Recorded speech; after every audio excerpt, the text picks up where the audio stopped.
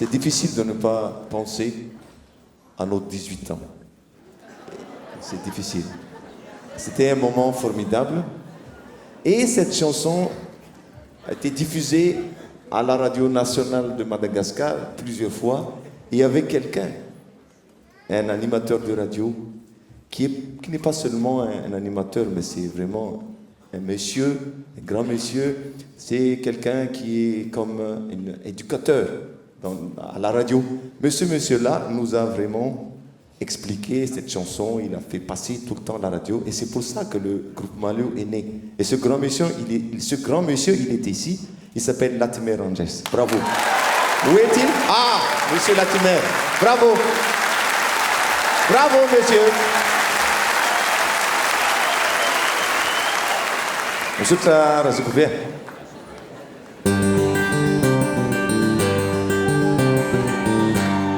Rava umarana dia lasany fisainana mifantokato an-tsaina ny tena tim-piainana tampidalankale diza hoe fatrotraka ianao iany re no tena nisopatra izany vemoa nomba ny vitanao ny sanatsika roa tianlaozanao amizao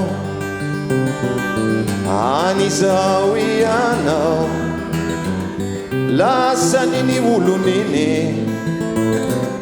moava adinonao reto zanatsika dimy adintsaina vao maraina no ato andohako ato satria lasany vadiko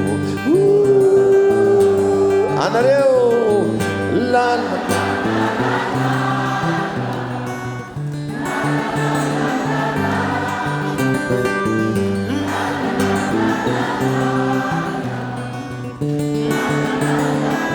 anizao ianao